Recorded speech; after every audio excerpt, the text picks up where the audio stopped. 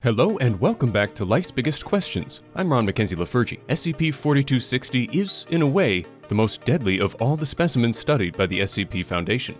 That is because 4260 is essentially the embodiment of death. But what if this entity was found not on the pages of the SCP Wiki, but in real life? Let's explore. If you'd like to hear more strange hypotheticals, check out our Biggest What Ifs playlist on the channel. But for now, get ready, it's time to ask the question, what if SCP-4260 was real? As always, we'll start with a description of what this thing is, which, in this case, is easier said than done. Not gonna lie, this was a bit confusing to research, but it seems that at least as far as the SCP Foundation is concerned, SCP-4260 is a personification of death. Older cultures would have called it a god, but the Foundation refers to 4260 and other such embodiments, such as those of love and time, as intrinsics. These are concepts that, if separated from the cosmos, would change the universe to an amazing extent. They rarely take physical form, SCP-4260 being a rare exception. According to the lore, 4260 has been around for a long time. In its infancy, it was so strong that it prevented life from occurring. Death was so powerful that it preemptively killed life before it could start. However, its powers eventually took a toll on itself, and death itself started dying. Eventually, it got to the point where it wasn't strong enough to prevent life from springing up. As time went on, the tide started changing, with life becoming more and more abundant as 4260 continued to weaken. In the words of Dr. Brax, "Death is dying, Council members, and that is the most terrifying and most fantastic news humanity may ever receive." And that's a real thinker. Eventually, the Foundation was able to learn of its existence. It actually managed to contain it physically. However, they were unable to stop it from continuing to act on the world. By which I mean stuff kept dying even though they had death locked up. For a time, they actually managed to kill the thing, which did end all death, but it was soon brought back to life, so that it could again bring death to those in need. Which sounds kinda messed up, but as we've discussed, a lack of death can be pretty darn terrifying. This brings us into the next portion of the video. How might the existence of SCP-4260 affect us on Earth? Well, on the bright side, we could probably work with it, just like the Foundation did in the lore. 4260 has no real goals or motivations aside from self-preservation, and has been found to be quite open to negotiations, if they will help to prevent its demise. We would have to be careful though.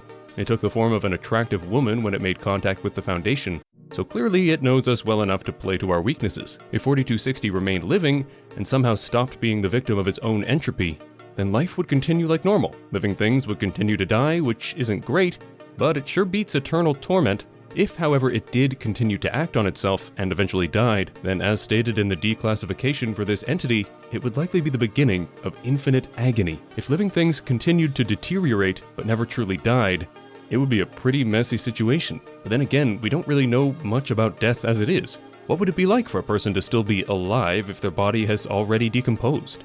Where would their sentience lie? Would this be torturous, blissful, or somewhere in between? Would they even be conscious of it, or would it be more akin to a coma? It's hard to say, but frankly, I hope we never find out. Now, it's possible that we would find a way around this.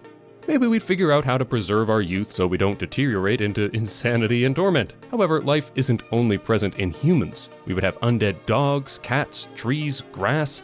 Everything living would keep on living. What would an undead tree look like?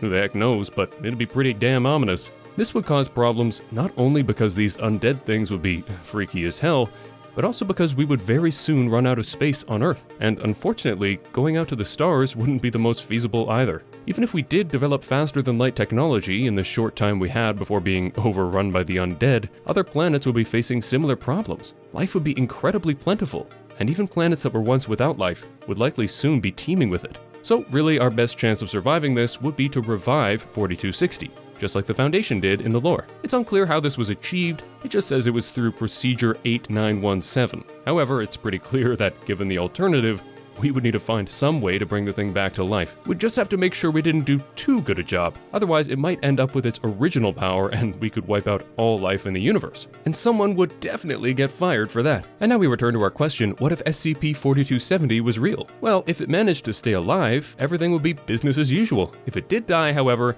we would need to make all of our best efforts to bring it back to life. Otherwise, plants, animals, and other classifications of life we've never even seen on this planet will continue to wither away without the sweet release of death. Eventually, the Earth would pile up with the undead, and we would be trapped in an eternity of torment, unable to move or change our circumstances, but unable to die. Thank you for watching Life's Biggest Questions. I hope this was interesting and informative and maybe inspired you to look into it further on your own. If you like this video, please thumbs up and subscribe and all that jazz down below. While you're down there, let me know what other videos you'd like to see.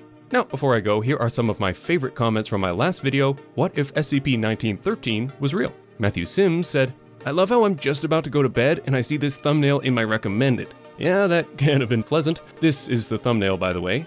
Those eyes stare into my soul. 15th in Infantry Div said, I'm just happy to hear Ron's majestic voice again. Miss you, man. Well, I missed you too, 15th Infantry Div, and thanks for the kind words. It's funny, half the comments about my voice are, oh man, I love it, it's so smooth. And half are like, oh, this guy's voice sucks, so boring. I much prefer reading the former, so thanks. That's it for me, guys, so until next time, I'm Ron Mackenzie Lafergie with Life's Biggest Questions, wishing you the best of luck on your quest for answers.